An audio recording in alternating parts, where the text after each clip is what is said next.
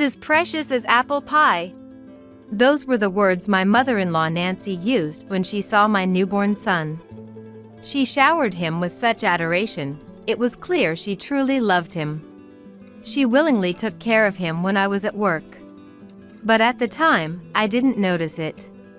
The love she lavished on my son was a bit too much. My name is Emily. I'm 28 years old and working full-time. I married my husband, Liam, a year ago, and soon after we started living with his parents. Before moving in, I was a little anxious, but my relationship with my mother-in-law was, I believe, reasonably good. She even helped us with household chores since my husband and I are both busy with work. But if there was one thing that bothered me, it was the daily questions about our plans to have a child. "It's been a year since you got married. Aren't you planning to have children yet? I think it's about time you started. You're not getting any younger. Don't you think you should be more mindful of that?" Day in, day out, the topic of having kids would come up. Perhaps my mother-in-law meant no harm, but for me, it was becoming a source of stress. It's not like I didn't want kids. But I was also working, and we had financial considerations to think about. My mother-in-law says it's been a year, but from my perspective, we had just been married for a year. I wanted to continue working and, if we were to have children, I wanted a bit more financial security. So, having kids right after getting married was not in my plans. I knew my mother-in-law was looking forward to a grandchild from the start of our marriage, but her constant demands, disregarding our situation, were becoming a problem. Feeling worn out from the constant pressure, one night after my mother-in-law went to bed, I decided to discuss it lightly with my husband. "She keeps bringing up the topic of kids. What do you think? The daily remarks are putting a lot of pressure on me." I was honest with him about how stressful it was to be constantly asked about grandchildren, without any consideration of our situation. "Well, Mom was really looking forward to a grandchild. But I didn't realize she was pressing you this much. I'm sorry." My husband seemed surprised. He hadn't thought his mother would be so persistent. He promised to talk to her about it. Then my husband made a suggestion. "Not because Mom is pushing us, but shouldn't we start thinking about having a kid? You know, I've got a promotion coming up, and it looks like my salary will increase," Liam revealed. "So, we'll have a bit more room in our budget, and I think it might be less risky to have a child while you're still young, Emily." He wasn't forcing the issue, but he wanted to add this to the mix. He hoped I would consider it. "Well, if your salary is going to increase, that might be a good idea." "Okay, I'll think about it. But, for now, please talk to Nancy about easing up." I requested some time to consider, and emphasized to Liam that while I was open to having a child, I needed his mom to stop pressuring us. A few days later, Liam did talk to his mom, and thankfully, her constant prodding stopped.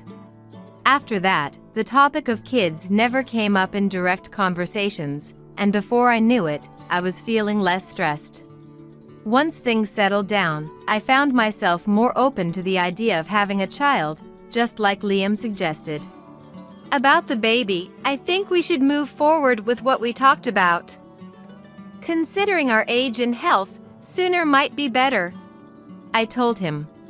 So, we decided to wait for his promotion to be confirmed, and then we would start trying for a baby.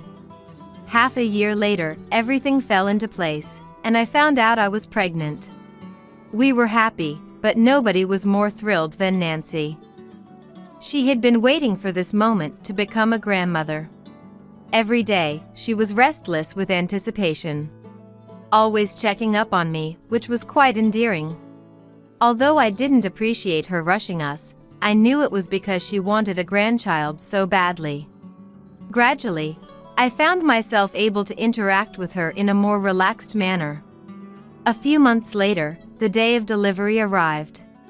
Despite my many fears and worries, with the support of my husband Nancy, I successfully gave birth to a healthy baby boy. We named him Jackson. The joy I felt holding our little son was immeasurable. After the delivery, I went on parental leave and dedicated my time to taking care of our newborn. As a first-time mom, I was groping my way through child rearing. And it was a lot harder than I had anticipated.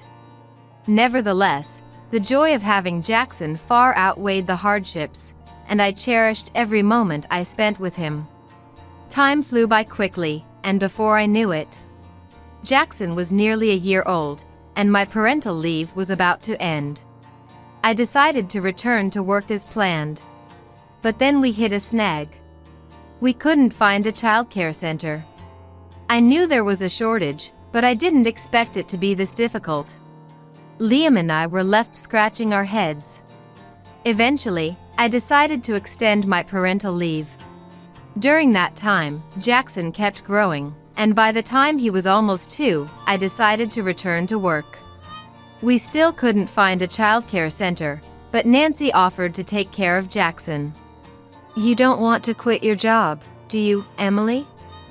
I'm always home anyway, so please don't hesitate to leave him with me," she said. "I'll just be bored if I'm alone." Her offer was a godsend. With our son turning 2, my husband and I had been planning to enroll him in preschool when he hit 3. There seemed to be openings at a nearby kindergarten, and we thought we could somehow manage for another year. For the past 2 years, we've been sharing childcare responsibilities with my mother-in-law. She was someone we felt we could trust to care for our son. Thanks to her, I was able to make a successful return to work. So, I started working again. Everything was going smoothly at work, and our life was complaint-free. A year after we started this lifestyle, as our son was about to turn 3, I noticed something odd about him. He used to be thrilled when I came home, but now he seemed distant. He was always around my mother-in-law, not wanting to get close to me. I thought maybe he'd become too attached to my mother-in-law because she was looking after him, but I was also doing my best to communicate with him. I wondered what could have possibly happened. Then, something even more worrying occurred. Our son had stopped speaking almost entirely. As he grew older, he became quite the chatterbox, to the point where it was almost too much. Now, it was as if he was a completely different person, not speaking at all. Could it be because I've been working and he's feeling lonely? Or is there something wrong with him? My husband had also noticed that something was off about our son. We decided to take him to the hospital. But my mother-in-law vehemently opposed this. "A hospital? Why? Jackson is fine. He's a really good boy. I'm the one looking after him, so trust me. Don't label this child as sick." She was absolutely frantic in her opposition. This made me suspicious. A woman as overprotective as her should be rushing to the hospital if she thought something was wrong with our son. Yet she was actively opposing us taking him. I had always trusted her with our son, but this made me distrustful. My husband also felt there was something off about my mother-in-law, and brought it up one night after she'd gone to bed. "Do you really think there's nothing wrong with Jackson? Mom was so adamant that he's fine. I think we should get him checked out." I agreed with my husband. Our once talkative son had become entirely subdued. No matter how much my mother-in-law assured us he was fine, we couldn't just let it be. We decided on the spot to take him to the hospital immediately. A few days later, my husband took time off work to match my schedule, and we took our son to the hospital. My mother-in-law seemed unhappy about this until the end. "I told you he's fine. This is a wild goose chase." She was still angry as we left the house. She initially wanted to come along, but my husband told her it was best if just the 2 of us took him, which might have upset her. Ignoring my mother-in-law's irritation, we headed to the hospital with our son. Our son was our main concern, not my mother-in-law. Throughout our journey to the hospital, our son remained silent. My husband and I attempted to lighten the mood, to break his silence, but it was in vain. Could something be wrong with him? We exchanged worried glances. Upon arrival at the hospital, our son went through a series of tests. My husband and I stood by anxiously, awaiting the doctor's diagnosis. We were prepared to accept any result calmly. But the doctor's diagnosis was something we hadn't expected. Despite the multitude of tests, the doctor stated that there was no physical abnormality in our son. A sense of relief washed over us, but it left us puzzled. Why had our son changed so drastically? To our queries, the doctor suggested, "It might be something psychological. It might be something psychological." What could he mean by psychological? On our way home from the hospital, my husband and I discussed various possibilities. Still, we arrived home without any clear answers. As soon as we entered the house, my mother-in-law, as if lying in wait, asked us about the test results. When we told her that there were no physical issues, she responded with a triumphant, "See? I told you so!" We deliberately kept quiet about the psychological aspect, knowing that she would likely create a fuss over it. From then on, my husband and I paid more attention to our son than ever before. I made a point of coming home from work as early as possible to spend more time with him. My husband did the same, trying to converse with our son more, even sharing a bath with him, ensuring he established solid communication. Gradually, changes started to appear in our son. He still didn't talk much, but he began to approach me with a smile, just like before. My husband and I reflected on our behavior, thinking that we might have made him feel lonely. I even started contemplating quitting my job. Then one day, after finishing work, I came home to find our son waiting to greet me. Such an occurrence had become rare, and it filled me with joy. As I patted his head and told him to wait in the living room while I changed, my mother-in-law emerged from the living room. Just as I was heading towards the bedroom to change, she stopped me, saying that she had something to discuss about our son. "Recently, Jackson has been showing a defiant attitude towards me. Did you say anything to him?"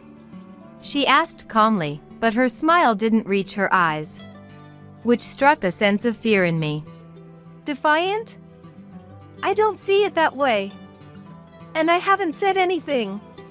Upon hearing my response, my mother-in-law glared at me and began to yell. "Lately, he has been ignoring what I say. It's absurd for him to rebel against me when I'm the one taking care of him. He's being strange, rebelling against me who has been treating him so well." My mother-in-law, who had insisted that nothing was wrong with our son when we tried to take him to the hospital. She is now calling him abnormal. Her words intensified my mistrust towards her.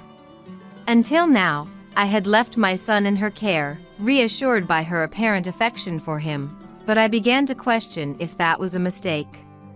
However, I saw no strange behavior from her while we were at home together. But the unsettling feeling I had about my mother-in-law just wouldn't go away. I decided to find out the truth for myself. After having a chat with her, I pulled out an old voice recorder I had used for work and secretly set it up in the living room the following morning. I didn't feel great about spying on my family, and I thought my husband might oppose if I told him about this, so I kept it a secret. Obviously, since the goal was to monitor my mother-in-law, I didn't let her in on the plan either. The next day, after I got home from work, I retrieved the recorder from the living room and played back the recording in our bedroom. What I heard was outrageous. It was my mother-in-law saying the unthinkable. My hand was shaking from shock, and I felt a surge of anger. I was mad at my mother-in-law and at myself for not noticing this before. I collected myself, then contacted my husband. I asked him to come home as soon as he could. I was thinking about leaving the house with our son. I apologized for recording without permission. I attached a message and sent him the audio file I had retrieved from the recorder. Then, I quickly returned to the living room, picked up my son and took him to the bedroom. My mother-in-law looked slightly annoyed, but she didn't say anything.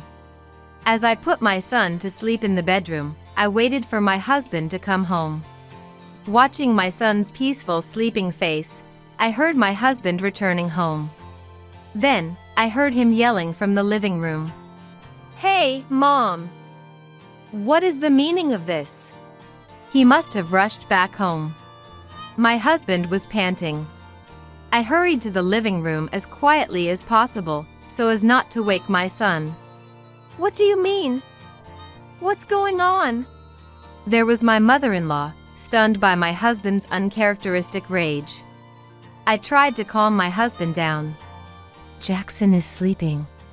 At my words, my husband seemed to come back to his senses. He took a deep breath and motioned for my mother-in-law to sit in front of us. Wait, what? What's happening?" I placed the recorder in front of my clueless mother-in-law. Then, I explained why my husband and I were upset. "I'm sorry, but we recorded you while you were alone with Jackson. Can you explain this to us?" I said, and played the stored audio. The numerous words that my mother-in-law had presumably spoken to my son filled the room. It was painful to hear them again, but my husband and I silently endured it and let her listen. "When will you understand? I am your mom. You should call me Mom, okay? That woman is not your mom, so don't get along with her even when she comes back. You've been clinging to that woman lately, and you even welcomed her home yesterday, but you don't have to do that." To my shock, my mother-in-law was demanding our son to call her Mama. And even when I, his actual mother, returned home, she insisted that he shouldn't get close to me. I was stunned into silence when I first heard about it. It also made sense why our son had been acting odd. That woman she's referring to is Emily, right? What on earth does she mean by teaching him Emily isn't his mother? My husband calmly, yet angrily, confronted his mother. Rehearing the recording, I realized how unsettling it was. "No, you got it all wrong. This is just a game. I'm just trying to make things fun for him." A pathetic excuse spilled from my mother-in-law's mouth. What kind of a game was this supposed to be? To think she would act normal around us, but fill our son's head with such nonsense behind our backs. "You claimed that our son was abnormal, but isn't the abnormal one here you?" All our son did was not act according to her whims, and that's why she labeled him as abnormal. There's nothing strange about a child wanting to be with his mother. But my mother-in-law couldn't stand it. "A game, huh? Do you really think such an excuse would work? Explain yourself." My normally mild-mannered husband, for the first time, interrogated his mother with a stern look. Caught in a bad position, my mother-in-law fell silent.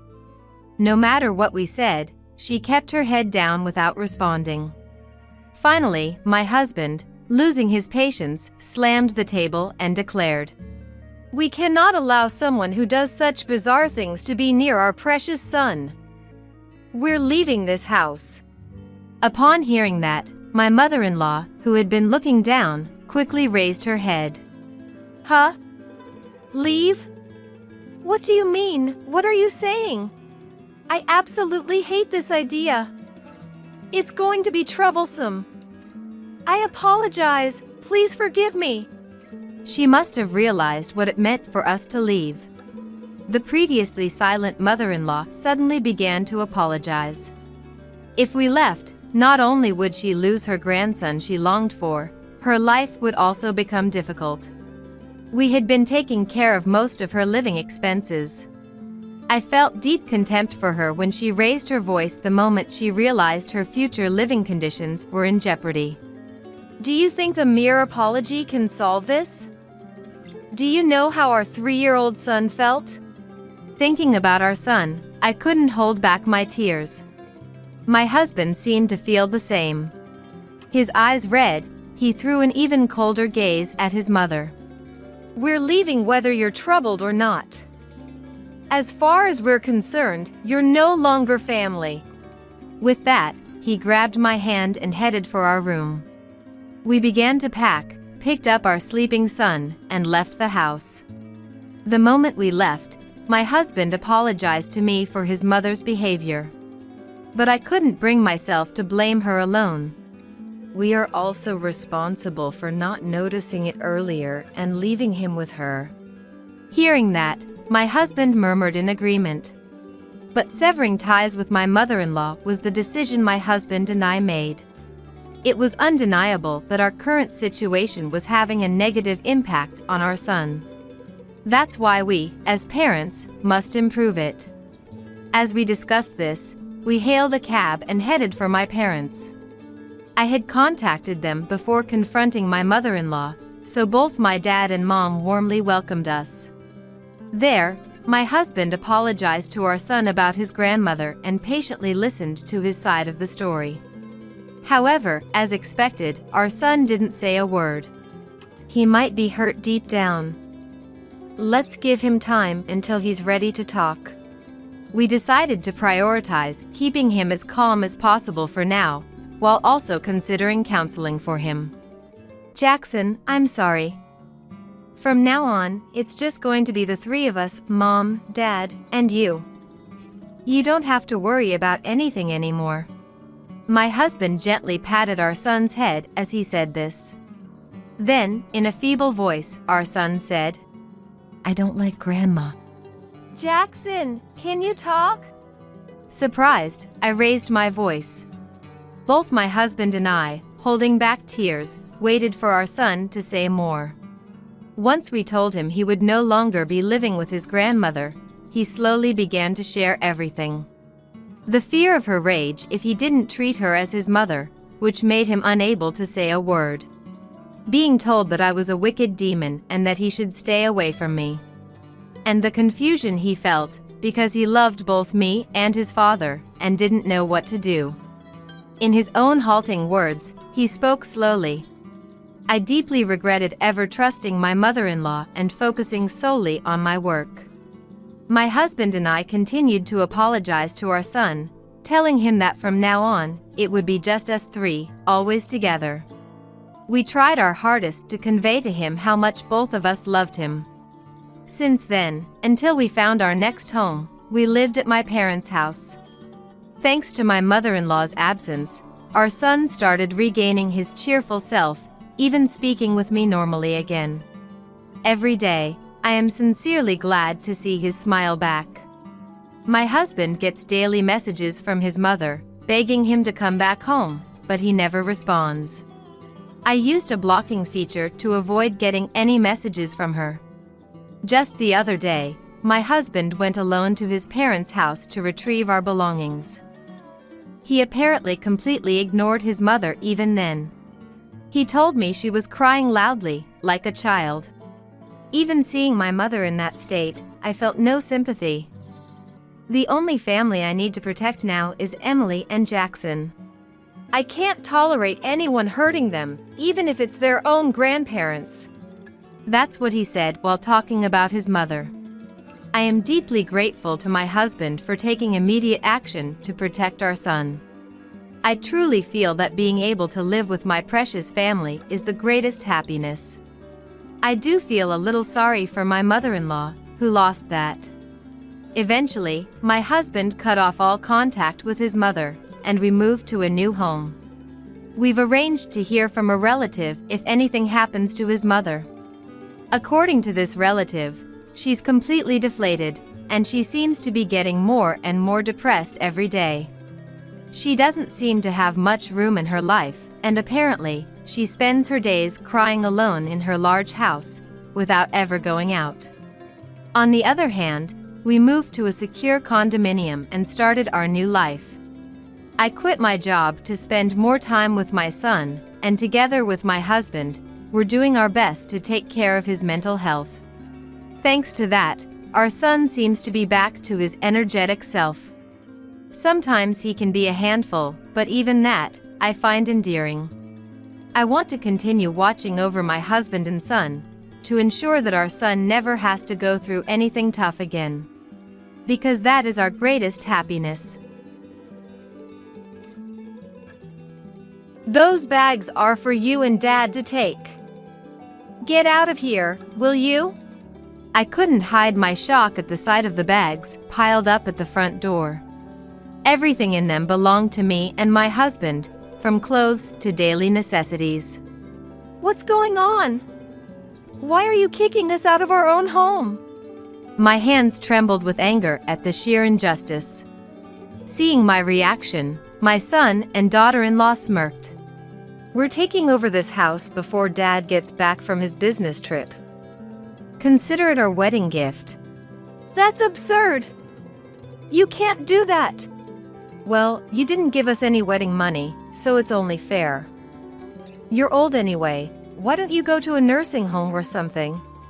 Mia said, and Alex burst into laughter. Great idea! Off to the nursing home with you! They both jeered at the idea of sending us to a nursing home. I found the situation so ridiculous that I burst into laughter. They looked at me suspiciously, but I didn't care. Are you sure you won't regret this? Regret? We'll feel relieved. All right then, suit yourselves. I smiled at the bluffing Alex and Mia, grabbed my bags, and left the house. Ah, it feels so good without the nuisances. We got the house, too. This is awesome. I heard their jubilant voices from the other side of the front door. They have no idea what's coming for them. I dragged my carry-on bag away from the scene. My name is Laura. I've worked in caregiving for many years and retired at 70. I enjoy interacting with people, so even after retirement, I volunteer locally. My husband is also in his 70s and runs a small to medium-sized business. He's quite active for his age, often accompanying his employees on business trips. It seems that the company will be handed over when the successor grows up, so I would like to support husband's work until then.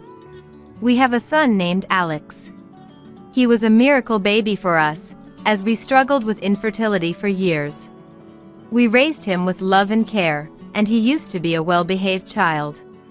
Alex had always been a good kid, the kind of son that made parents proud and neighbors talk. It's not like we spoiled him.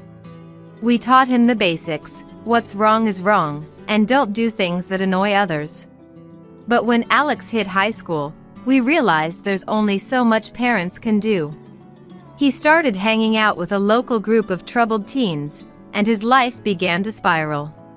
The influence of friends can be greater than that of parents. Our once honest and straightforward son became rebellious, selfish, and self-centered. He barely graduated high school and went on to a local college, where he started demanding to live alone. We rented an apartment for him and supported his tuition and living expenses. We hoped college would give him a sense of urgency and a stepping stone to independence, but Alex barely attended classes and remained aimless even after barely graduating. Now, Alex is in his mid-40s. No job, no significant other. Is he going to be all right?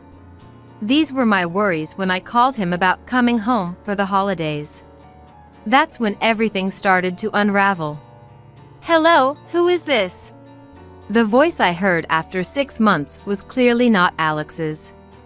A woman's voice, cute but somewhat languid. Is this Alex's phone? Who are you? Who are you? I heard Alex's voice faintly in the background. Mia, who are you talking to? Alex, some unknown lady is calling. I don't know any older women. Who is it? Alex, now laughing, took the phone and his voice turned noticeably annoyed when he realized it was his mom. What do you want, Mom? Why? You haven't shown your face in years. How about coming home for the holidays? Your dad misses you. In fact, my husband was really missing him. Probably more than me. He's always concerned about Alex's future and well-being. Maybe it's because they used to fight a lot during his teenage years. But Alex's response was cold. Nah, coming home is a hassle. I'm staying here with Mia. At least call your dad. Yeah, I get it. So, the girl earlier, Mia? Are you dating her? Living together? I couldn't help but ask about the woman I had just spoken to. Would a girlfriend really answer her boyfriend's phone without permission? Would she rudely address a stranger as you and speak without any courtesy? Honestly, it was pretty outrageous. But instead of answering, Alex just clicked his tongue in annoyance. Ugh, so annoying. What did you say? You guys are always so annoying, always meddling in my business. Without a shout, he hung up the phone. I'd been yelled at during Alex's rebellious years, but I never thought he'd speak to me like that as an adult. I stood there, phone in hand, stunned. I'm home. Did you talk to Alex? That night, I told my husband about the rude woman who answered the phone and the harsh words from Alex.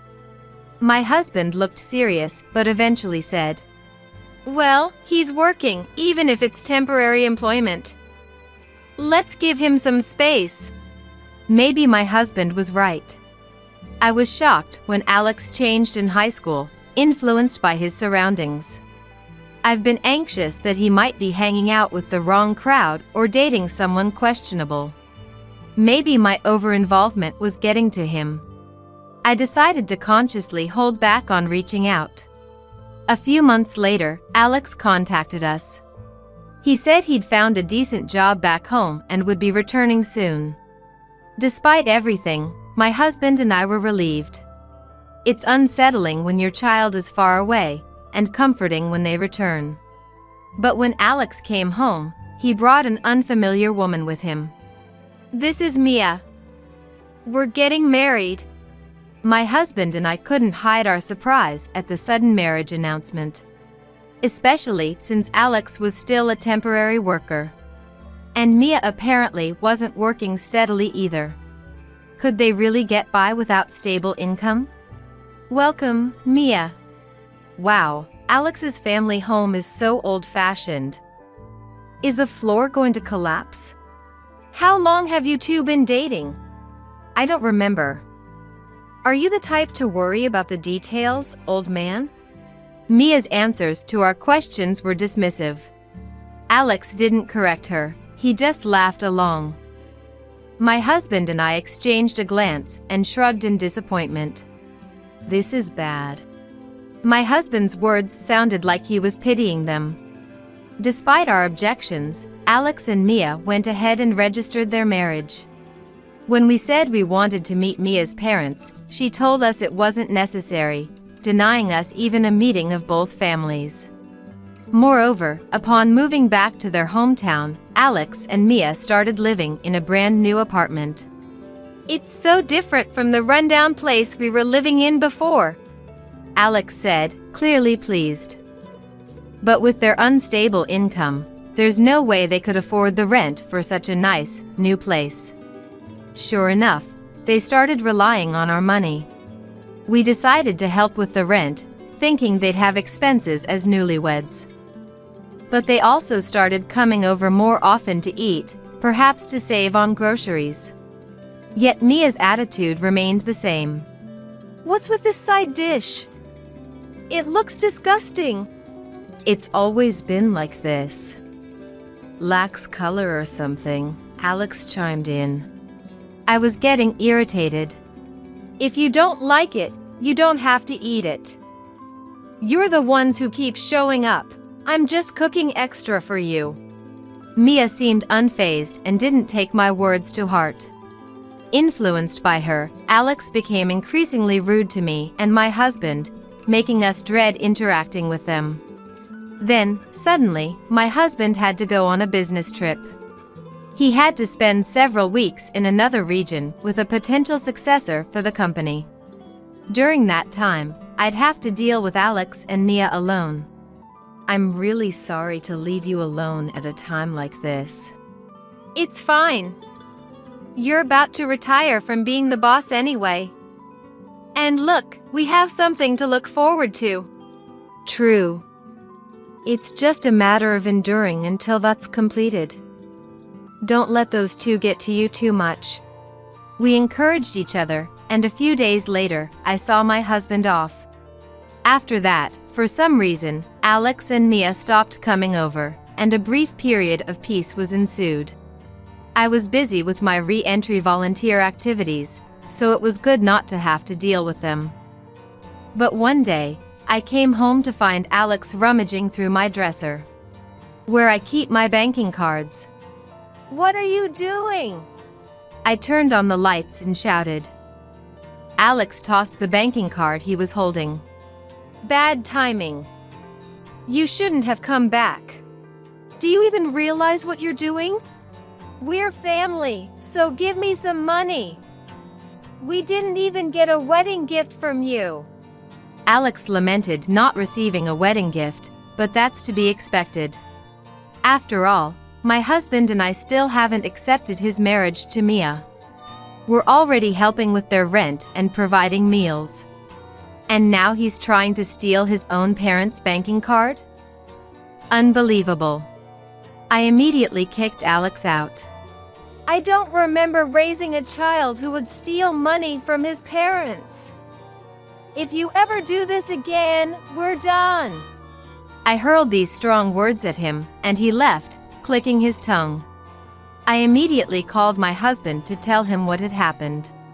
Even though we're family, the fact that Alex was trying to forcibly take money alarmed my husband.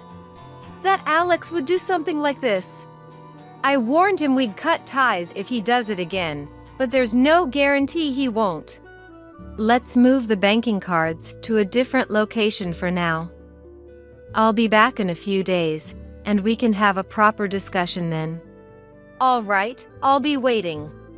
Only a few more days until my husband returns. I hid our valuables and braced myself for any surprise visits from Alex and Mia.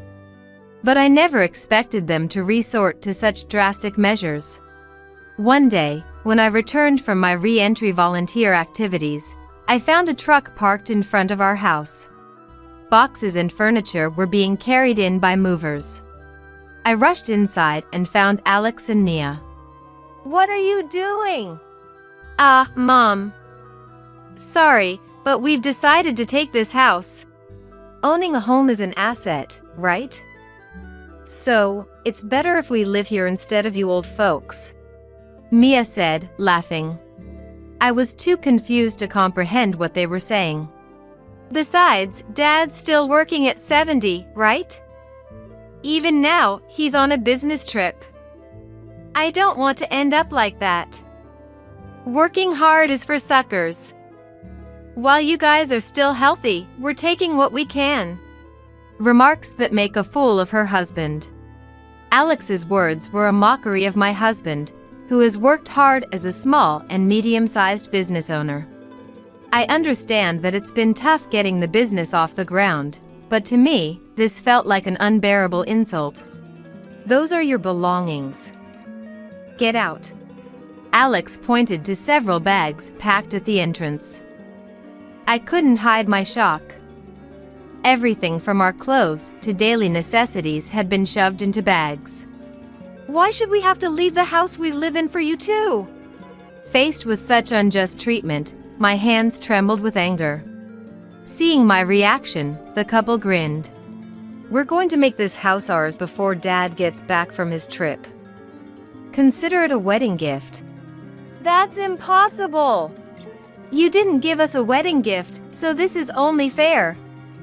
You're old. Why don't you go to a facility or something?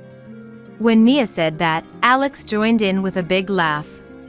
That's a great idea. Old folks should go to a facility.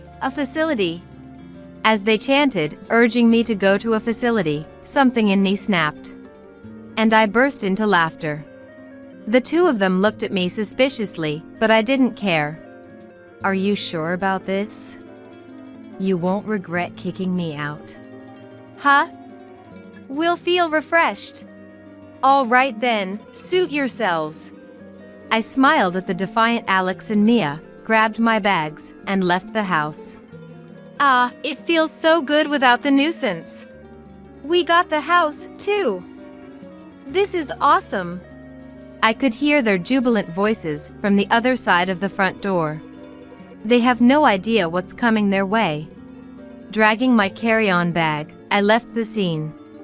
A month later, I received a call from Alex, who knew I was now living with my husband who had returned from his business trip. Hello, Alex? What's going on? Mom, it's terrible. The house. What happened to the house? Alex's voice was clearly panicked. Even without asking, I could tell something urgent was happening. Actually, I already knew why Alex was in trouble. Did you know this house is going to be demolished? Oh, did I forget to mention that? My feigned ignorance was met with Mia's voice. What the hell, Mil? Did you set us up? You moved in without knowing anything. Besides, how could a house that you didn't inherit become your asset? Mia was still ranting, but I didn't care. The house they took from us was scheduled for demolition. Once my husband returned from his trip, we planned to tell Alex and move into our newly built one-story home. We had moved our banking cards to the new house the day Alex went snooping, so they were safe. I was planning to explain everything step by step, but Alex and Mia took that opportunity away from us. Listen, the contractors are already here, telling us to vacate. Where are you guys? Can you take us in for a bit? Well, you have that rental apartment, don't you? You were living there originally, so you can just go back. We thought we'd get the family home, so we already terminated the lease. I was utterly amazed at my own son's lack of crisis management skills. It seems Alex and Mia had prematurely terminated their apartment lease, thinking they could live in the family home and use the money I was paying for rent however they wanted. Only then did they find out the house was going to be demolished. But that's not our problem anymore. You guys better leave soon. If anyone other than the owner, my husband, is found living in a house scheduled for demolition, you could be charged with trespassing. Come on! We're family, help us out! You're the ones who told your parents to go to a facility, right? I did as you wished, so figure out the rest yourselves. With that, I hung up the phone without waiting for a reply. After that, the demolition began, and the house my husband and I had lived in for years disappeared without a trace. I thought the situation might turn into a police matter if Alex and Mia didn't leave by the deadline, but it seems my worries were unfounded. Life was peaceful for a while, but the calls from Alex and Mia didn't stop. We even changed our phone numbers, but they managed to track us down through local volunteer connections. Their demands were, as always, about money. Alex and Mia, without stable jobs and now without a home, were living in company housing while working at a factory.